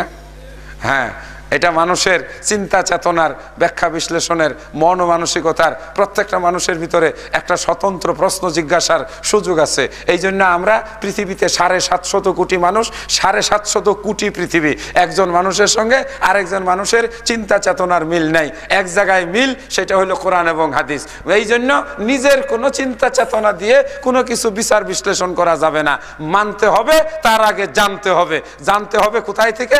আল্লাহর কোরআন এবং নবীর হাদিস থেকে। তাহলেই আমাদের আমল আর কোনো পার্থক্য থাকবে না। আলহামদুলিল্লাহ। আচ্ছা, বেতের নামাজ কোথায় থেকে আসছে? আল্লাহর পাকের কাছ থেকে আসছে। এত জটিল প্রশ্ন, এত কঠিন গবেষণা করার দরকার নাই। কোন নামাজ কই থেকে আইছে? নামাজ আল্লাহর হুকুম, বাস। ঠিক আছে, কই থেকে আইছে? আসমান থেকে আইছে? এটা ফিরালি প্রশ্ন। ওই যে কয় না, ওই যে ফালা গান গায়, মহিলায় পুরুষ, পুরুষে মহিলারে প্রশ্ন করে, এইসব প্রশ্ন শয়তানি প্রশ্ন। কোত্থেকে আইছে, কিভাবে আইছে? আল্লাহ পাক এই যেমন জোহর, আসর, মাগরিব, এশা ফরজ করেছেন, আমাদের জন্য তিনি সেরকম বেতের নামাজ নির্ধারণ করে দিয়েছেন। আমাদের কাজ হইল কি? আল্লাহ রসুলের তরিকা অনুযায়ী বেতের নামাজ পড়বো। বেতের নামাজ পড়ার 3টা নিয়ম প্রচলিত আছে। একটা হইলো ওই যে সেই আমরা 1 রাকাত বেতের পড়ি, এটা বুখারী শরীফের একেবারে বেতের অধ্যায়ের 1 নম্বর হাদিস দ্বারা প্রমাণিত। 4টা হাদিস বুখারীতে আছে 1 রাকাত বেতের সম্পর্কে। 3 রাকাত বেতের, 1 একসাথে পড়তে হবে, এটা হলো আল্লাহ রসুলের সুন্নাহ। আর সৌদি আরবে 2 রাকাত পরে সালাম ফিরায় দেয়, এই মর্মে একটা হাদিসের ব্যাখ্যা করা হয়, সেটাও ব্যাখ্যা। আমাদের দেশে 3 রাকাত পড়া হয়, মাঝখানে তাশাহুদ পড়ে তারপরে আবার দাঁড়িয়ে এই যে নিয়ম, এই নিয়মের বেতেরের নামাজ। এনটিভিতে ডক্টর সাইফুল ইসলাম খুব দৃঢ়তার সঙ্গে বলছে এটা কোনো কিতাবে হাদিসে এখনো পর্যন্ত পাওয়া যায় নাই, ভবিষ্যতে পাওয়া গেলে বলা যেতে পারে। আচ্ছা, নামাজের সময় মাথায় পাগড়ি ব্যবহার করলে সওয়াব বেশি হয়, এটা জয়ীফ হাদিস। এবং পুরা পাগড়ি ব্যবহারের হাদিসগুলোই সহিহ হাদিসের মধ্যে আওতায় পড়ে না। তবে হ্যাঁ, আপনি যদি পাগড়ি ব্যবহার করতে চান ব্যবহার করতে পারেন, কিন্তু এটা মনে করার কোনো কারণ নাই যে এর জন্য আপনার কোটি কোটি সওয়াব হবে। পাগড়ির কথা জয়ীফ হাদিসের ভিতরে আসছে, আপনি ব্যবহার করতে পারেন। আল্লাহ রসুল সাল্লাল্লাহু আলাইহি সাল্লাম নামাজে পাগড়ি ব্যবহার করেছেন, শুধু নামাজেই নয়, যুদ্ধের ময়দানে আরবের এবং রাজকীয় পোশাক হিসাবে আগের যুগের বাবর, আকবর, হুমায়ুন, শাহজাহান এদের মাথাতেও দামি দামি পাগড়ি দেখা গেছে। এটা মুসলমানদের রাজকীয় পোশাক। বাজিছে দামামা বাদরে আমামা, শির উঁচু করি মুসলমান, কবি নজরুল ইসলামের কবিতাতেও আছে। সভা সমিতি শেষে কেউ দোয়া চাইলে এবং ইফতার মাহফিলে ইফতারের পূর্বে দলীয়ভাবে হাত তুলে মোনাজাত করা যাবে কি? আল্লাহ রসুল সাল্লাল্লাহু আলাইহি ওয়াসাল্লাম এরকম দলীয়ভাবে হাত তুলে দোয়া করছেন, এরকম কোনো হাদিস পাওয়া যায় না। তবে বিশেষ প্রয়োজনে, বিপদ আপদের জন্য, অথবা দাওয়াতকারী যদি আবেদন করেন যে আপনারা আমার জন্য একটু দোয়া করবেন, তাহলে সেখানে চাওয়া দোয়ার ক্ষেত্রে দোয়া করা যেতে পারে, কিন্তু এটা নিয়ে শক্ত মজবুত দলিল দিয়া প্রতিষ্ঠিত করার কোনো সুযোগ নাই। ঠিক আছে? প্রকাশ্য শত্রু ইবলিসের কারণে অনেকে ভুল করে থাকে, এই জন্য কি দৃঢ়তার সাথে দাওয়াতি কাজ করবে? অবশ্যই দাওয়াতি কাজ করবে। শরীয়তের হুকুম পালনের জন্য স্ত্রীকে প্রহার করা যাবে কি? হঠাৎ করিয়া এই বউয়ের মারার জন্য নিয়ত হয়ে গেল, দরকার কি ভাই? এই ঝামেলার মধ্যে নারী নির্যাতন মামলা, এইটা 2001, 2003 ধারা খুব কড়া। এবং এই যে আমাদের অ্যাডভোকেট পিপি সাহেব গেছে গা, এই মামলাগুলোর বলে শতকরা প্রায় 97-98টাই মিছা কথা, ভুয়া। মারে না, কিচ্ছু না, মামলা করে দেয়, কলে আমারে মারছে। তারপরে আবার কয়েকদিন পরে আপোষ হয়। এমনিই যেখানে এখন পুরুষরা ত্রাহি ত্রাহি অবস্থা, মামলার যন্ত্রণায়, আর তুমি প্রশ্ন করছো বউয়েরে মারণ যাইব কিনা? সর্বনাশ। না, মারামারি কিলাকিলি করা যাবে না। তবে স্ত্রী যদি হুকুম না মানে তাকে বুঝাইতে হবে, তাকে সুন্দর ভাষা দিয়ে, মিষ্টি ভাষা দিয়ে, আদরের মাধ্যমে তাকে সাবধান করতে হবে। তারপরেও যদি সে না শুনে, তাহলে আল্লাহ পাক ব্যবস্থা দিছে ওয়ালাইকুম আসসালাম বলা। তোমার রাস্তা তোমার, আমার রাস্তা আমার। ঠিক আছে না? আমি গেলাম চৌরাস্তা, এখন তুমি যাও কোন রাস্তায়? রাস্তা খোলা আছে, অসুবিধা নাই।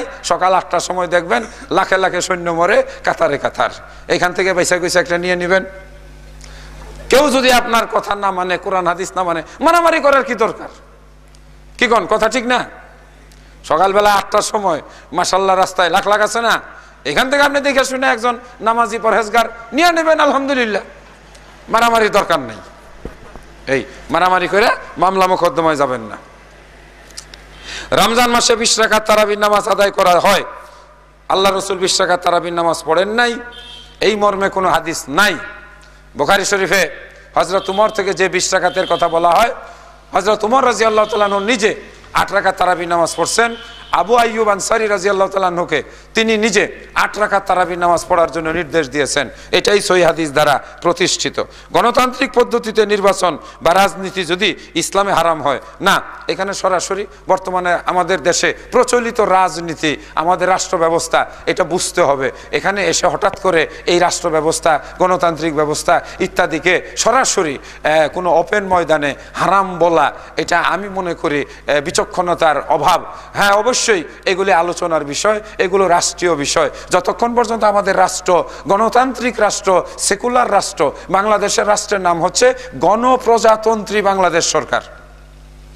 হ্যাঁ, এটা 72-এর সংবিধান দ্বারা 71 সালে স্বাধীনতা যুদ্ধের মাধ্যমে অর্জিত হয়েছে। এটা ইসলামী রাষ্ট্র নয়, এটার সংবিধানের আইন কানুন ইসলামের কোরআন সুন্নাহর দ্বারা নিরূপিত নয়। সুতরাং এই রাষ্ট্রের প্রচলিত না সেই নির্বাচন ব্যবস্থা, নির্বাচনে অংশগ্রহণ করা, রাজনীতিতে অংশগ্রহণ করা, এই দেশের একজন নাগরিক হিসাবে আমি সেটাতে অংশগ্রহণ করতে পারি। এখানে কোরআন সুন্নাহ তাকে বাধা দেয় না। তবে অবশ্যই অ্যাজ এ মুসলিম হিসাবে আমার দেশের সমস্ত নাগরিকদেরকে মানুষদেরকে, দেশবাসীদেরকে মোটিভেট করে, তাদেরকে উদ্বুদ্ধ করে, তাদেরকে তাদের চিন্তা চেতনাকে পরিবর্তন করে রাষ্ট্রীয় আইন কানুনের ক্ষেত্রে পরিবর্তন আনার জন্য সার্বক্ষণিক একজন মুসলমানকে সচেষ্ট থাকতে হবে, রাষ্ট্রের আনুগত্য করতে হবে। এই জন্য আল্লাহ পাক ডবল পুরস্কার দান করবেন। আল্লাহ রসুলের হাদিস শুনুন, হয়তো বলবেন এটা কেমনে বললেন? কোন গুলাম, কোন কৃতদাস গুলাম যদি মনিবের আনুগত্য করে সে কাফের। মনিবের আনুগত্য করা কি? মালিক তাকে বলছে এই ডিউটি করো, এটা করো, এটা করো, মালিকের হুকুম সে মানতেছে, আবার একটু সুযোগ পাইছে ওই ফাঁক দিয়ে আইসা আরেক মালিক যিনি আসমান জমিনের, তার নামে 2 রাকাত নামাজ পড়ে নিছে, তাহলে তিনি 2 মনিবের আনুগত্য করলেন। এই জন্য আল্লাহ পাক কিয়ামতের দিন তাকে ডবল পুরস্কার দান করবেন। আমরা রাষ্ট্রীয়ভাবে বাংলাদেশের সংবিধান দ্বারা, আইন দ্বারা পরিবেষ্টিত। এটা যেরকম ভাবে শান্তি শৃঙ্খলার জন্য আমাদেরকে মানতে হবে, এখানে সন্ত্রাস করা যাবে না, এখানে উচ্ছৃঙ্খলা করা যাবে না, একটা মিছিল বাইর করা যাবে না, জ্বালাও পুরাও করা যাবে না।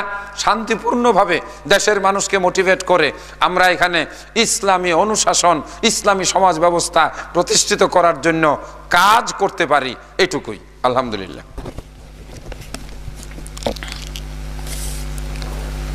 সামা কোন ধরনের গান? বাবারে এটা খুব কঠিন বিষয়, এইটা এই মুহূর্তে হবে না। সামা মানে শ্রবণ করা, এটা হলো আধ্যাত্মিক, যেটাকে বলা হয় ওই যে সেই মারেফতি গান, যেগুলোর ভিতরে সত্যিকার অর্থে স্রষ্টার সঙ্গে বান্দাকে, যেখানে বাজনা নাই, কিছু শব্দমালা, যেগুলো মানুষের ভিতরে আল্লাহ সুবহানাহু ওয়া তাআলার সঙ্গে তাওহীদের চেতনাকে জাগ্রত করে। যেমন সূরা ফাতিহার অনুবাদ করেছেন, চমৎকার একটা ইসলামী সঙ্গীত আছে সূরা ফাতিহার অনুবাদ, গোলাম মুস্তফা সূরা ফাতিহার অনুবাদ করেছেন। ওই যে সেই কি জানে, প্রশংসা ছবি কেবল তোমারই, তারপরে আরেকটা হইল অনন্ত অসীম প্রেমময় তুমি বিচার দিনের স্বামী। এগুলো সেমার ভিতরে আসে, কিন্তু সূরা ফাতিহার অনুবাদ। কিন্তু এমন সেমা, এমন গান, এমন আধ্যাত্মিক কোনো গান শোনা যাবে না যার মাধ্যমে আল্লাহর সঙ্গে বান্দা বিলীন হয়ে যাওয়া, শিরক হওয়া, কবিরা গুনাহ হওয়ার পর্যায়ে চলে যায়। আমাদের দেশে প্রচলিত অধিকাংশ সেমাই হচ্ছে শিরক এবং কবিরা গুনাহে ভরপুর। এগুলো সবগুলো বাতেনি মারেফতি নামে মূলত কবিরা গুনাহ। কোরআন ও হাদিস অনুযায়ী জালিম শাসককে ভোট দেওয়া জায়েজ আছে কিনা? এটা কোরআন হাদিস অনুযায়ী হবে কেন? এটা সামাজিকভাবেও রাষ্ট্রীয়ভাবেও অন্যায়কারী জালেম তাকে নির্বাচিত করাটা কোনো মতেই, কি বলেন, যুক্তিসঙ্গত না। কারণ আপনি যে জালেমরে ভোট দিয়া পাশ করাইবেন, 2 দিন পরে তো আপনারই সে ধরবো, কে? আপনার উপরেই তো সে জুলুম করবে। সুতরাং এই ধরনের জালেমদের ব্যাপারে ইসলামের বিধান হইল অবশ্যই তাদেরকে প্রতিহত করতে হবে হাত দিয়ে, যদি সম্ভব না হয় প্রতিবাদ করতে হবে মুখ দিয়ে, যদি সম্ভব না হয় এই ধরনের জালেম অত্যাচারী শাসকের প্রতি ঘৃণা রাখতে হবে। শাসক বলতে নেতার প্রতি, সেটা যেই হোক। এটা আমাদের নাগরিক অধিকার। একটা ভোটার হিসাবে একজন মানুষকে ভোট দিব, অবশ্যই তো কিছু দেখা শুইনা বুঝা দিব। এমন লোকরে ভোট দিব যে ভোট কেন্দ্রে থেকে বাইরনির পরেই আমার ঘাড়ে ধরবে, তাহলে তো এটা নিজে নিজে খাল কাইটা কুমির আনা হইল। অবশ্যই আমরা ভোটার হিসাবে এটা চাই না। ব্যাংক থেকে লোন নিয়ে বাড়ি তৈরি করলে সেখানে থাকা, ইবাদত করা, এগুলি তো পরের কথা। ব্যাংক থেকে লোন নিয়ে বাড়ি করা যাবে কি না, এটা অনেক বড় প্রশ্ন। এই প্রশ্নের উপরে অনেক বড় আলোচনা আছে। আর এটার ব্যাপারে আসলে বর্তমান বিশ্বে বাংলাদেশের অবস্থান, অর্থ ব্যবস্থা, আমাদের রাষ্ট্রীয় অর্থ ব্যবস্থায় এই বিনিয়োগ ধর্মী যে বিশাল বড় কর্মকাণ্ড, মিল কারখানা, ইন্ডাস্ট্রি এবং এই যে হাউজিং সেক্টর, যেখানে বিলিয়ন বিলিয়ন ডলারের বিনিয়োগ হচ্ছে, বাবারে এইসব প্রশ্ন একেবারে হালকা পাতলা ভাবে যেমন শোনার জন্যও করা ঠিক না, আবার ডাইরেক্ট উত্তর দেওয়াটাও এটা এই বিচক্ষণতার পরিচয় না। আমি বললাম হারাম, আমি বললাম নামাজ হবে না, কিচ্ছু হবে না। কিন্তু দেখা যাচ্ছে আজকে বাংলাদেশের সিংহভাগ ব্যবসা বাণিজ্য, সমস্ত মিল কারখানা, ইন্ডাস্ট্রি, গার্মেন্ট সেক্টর, সেই সাথে এই কোটি কোটি বিলিয়ন ডলার, এটা ডলার দিয়ে বললাম, এই যে এই হাউজিং সেক্টর বিনিয়োগ চলছে, এই সব কিছুর মধ্যেই কিন্তু বিনিয়োগ। এখানে বিনিয়োগ দেখতে হবে, এখানে ইসলামী ব্যাংকিং পদ্ধতি দেখতে হবে যে আমি সেই টাকা কেন নিচ্ছি। যদি সেই টাকার সঙ্গে তাদের ব্যবসায়িক কন্ট্যাক্ট থাকে যে আমি টাকা নিয়ে বিল্ডিং করছি, আমি এখান থেকে মাল কিনবো, সামান কিনবো, তারা যদি সেই মাল সামানের উপরে আপনাকে ঋণ দেয় এবং মাল সামানের উপরে মূল্য ধরে, তাহলে এই ধরনের বাড়ি তৈরি করা যেতে পারে। এবং সামগ্রিক বাংলাদেশের অর্থনীতিটা ইসলামী অর্থনীতি না। আমাদের অর্থমন্ত্রী, অর্থ মন্ত্রণালয়, আমাদের বাংলাদেশ ব্যাংক, আমাদের তফসিলি ব্যাংকগুলোর কোনো কিছুই ইসলামী আইন দ্বারা নিয়ন্ত্রিত না। ফলে রাষ্ট্রে বসবাস করব, পুকুরে বসবাস করব, গায়ে পানি লাগবে না, এটা বড় কঠিন ব্যাপার। এই কঠিন প্রশ্ন এত সহজে তার জবাব অন্তত আমি আহমদুল্লাহ দিতে ব্যর্থ। এটার জন্য গোটা জাতির কাছে, 16 কোটি মানুষের কাছে, এরকম সবার কাছে এই প্রশ্ন দায়ী। যদি দায়ী হই, সবাই দায়ী। তবে হ্যাঁ, একটা সমাধান আছে। যদি আপনি বেঁচে থাকতে পারেন, কোনো ব্যাংকিং সেক্টর থেকে লোন নেবেন না, আপনি যদি আপনার ওই বহুতল ভবন নির্মাণ না করেন, আপনি যদি মাটির ঘরে সারা জীবন কাটিয়ে যান, আলহামদুলিল্লাহ, আল্লাহ আপনাকে এর জন্য হয়তো কিয়ামতের দিন অনেক বড় পুরস্কার দিতে পারেন। কিন্তু এখানেও প্রশ্ন আছে যে খালি মাটির ঘর নিয়ে পড়ে থাকবো, আমাদেরকেও তো বিশ্বের সঙ্গে তাল মিলাইয়া আগাইয়া যাইতে হবে। কি এমনিই তো আমরা দরিদ্র দেশ, এমনিই তো আমরা 16 কোটি মানুষ, রাস্তায় বের হইলে সকালবেলায় সুবহানাল্লাহ মনে হয় যে আল্লাহ তুমি ফিফরা বেশি বানাইছো না আদম বেশি বানাইছো। সত্যি কথা, সকালবেলায় যখন দিগন্ত গার্মেন্টসের সামনে রাস্তাঘাট বন্ধ হয়ে যায়, আমি মাঝে মাঝে গাড়ি নিয়ে ওদিক দিয়ে আসতে সময় মুনাজাত করি, আল্লাহ আর কত বানাইবা, রাস্তাঘাট তো বন্ধ হয়ে গেছে। অবস্থাটা কিন্তু তাই। যাই হোক, আল্লাহ হেফাজত করুক। আল্লাহ আস্তাগফিরুল্লাহ। দেখতে দেখতে আমি অনেকখানি সময় নিয়ে নিছি, আর সামনে কথা বাড়াবো না। আচ্ছা, ইসলামিক ফাউন্ডেশনের প্রকাশিত মুসলিম শরীফের প্রথম খণ্ডের 185 নম্বর হাদিস। বাবারে, আমি তো এই হাদিস 185 নম্বর এই মুহূর্তে বলতে পারবো না, কারণ আমি ওইভাবে কোনো হাদিসের নম্বর নিয়ে তো মুখস্থ করি নাই, ওটা দেখা বলতে হবে। আমাদের মহানবীকে নবী পাক, হুজুর পাক বলা যাবে কিনা? আমরা অনেকে বলি হুজুর পাক। আসলে এই শব্দগুলো ব্যবহৃত শব্দ, সম্মানসূচক শব্দ। যেমন আমরা নামাজ বলি, যে শব্দ দিয়ে ওই ব্যক্তিকে উদ্দেশ্য করা হয়, যদি হুজুর পাক বললে একমাত্র রাসূলুল্লাহ সাল্লাল্লাহু আলাইহি ওয়াসাল্লামকে অর্থ করা হয়, তাহলে এটা ব্যবহার করাটা খুব বড় অপরাধমূলক শব্দ না। তবে এই ধরনের শব্দ ব্যবহার না করাই ভালো। রাসূলুল্লাহ সাল্লাল্লাহু আলাইহি ওয়াসাল্লাম, এই শব্দটাই আল্লাহ রসুলের সামনে সবচেয়ে উত্তম। আমরা এটা কালেমার সঙ্গে যুক্ত করে বলি, লা ইলাহা ইল্লাল্লাহ। তারপর কি বলি? মুহাম্মাদুর রাসূলুল্লাহ। তা আমরা বলবো মুহাম্মাদুর রাসূলুল্লাহ সাল্লাল্লাহু আলাইহি ওয়াসাল্লাম। হুজুরে পাক, হযরত, হুজুর, এই শব্দটা রাসূলের শানে সম্মানসূচক ব্যবহার করা হয়। এটা ভাষার একটা ব্যাপার, এইখানে সরাসরি হারাম হালাল বলার কোনো যৌক্তিকতা নাই। তবে যখন আমাদের কাছে স্পষ্ট হয়ে যায় যে এই শব্দ ব্যবহার না করাই ভালো, তখন সেটা পরিত্যাগ করাটাই উত্তম। যেমন এক সময় বাংলাদেশে ক্ষুধা শব্দটা খুব ব্যবহার হইতো, ক্ষুধা হাফেজ, ঠিক আছে? এখন কিন্তু আস্তে আস্তে শব্দটা চলে গেছে, অনেকটা কমে গেছে। এখন বলা হচ্ছে আল্লাহ হাফেজ। হ্যাঁ, আল্লাহ হাফেজ, আমরা আল্লাহ হাফেজ ব্যবহার করছি। এরকম হুজুর পাক শব্দ ব্যবহার না করে রাসূলুল্লাহ সাল্লাল্লাহু আলাইহি ওয়াসাল্লাম বলবো। সর্বশেষ আমার কাছে যে কাগজটা আসছে কালেমায়ে তয়্যিবা, লা ইলাহা ইল্লাল্লাহু মুহাম্মাদুর রাসূলুল্লাহ, এভাবে বললে নাকি শিরক হয়? বলা নিষেধ। ওরে বাবুরে, শেষ মুহূর্তে যে কঠিন প্রশ্ন, মুহাম্মাদুর রাসূলুল্লাহ একসাথে বলা যাবে কিনা? যদি একসাথে না বলা যায় তবে কেন? ইহার বিস্তারিত ব্যাখ্যা জানতে চাই। প্রথম কথা, লা ইলাহা ইল্লাল্লাহু মুহাম্মাদুর রাসূলুল্লাহ, এইটুকু বিশুদ্ধ সহি কালেমা। এটা যে আলেম বলছেন যে এটা সঠিক না, সে আসলে এটা নিয়ে চিন্তা গবেষণা করেন নাই। এটা বর্তমানে সৌদি আরবের তাদের জাতীয় পতাকার ভিতরে আছে। এটা সৌদি আরব পাইল কোথায়? রাসূলুল্লাহ সাল্লাল্লাহু আলাইহি সাল্লাম খয়বরের যুদ্ধে হযরত আলীর হাতে রাদিয়াল্লাহু তাআলা আনহু একটা পতাকা দিয়েছিলেন।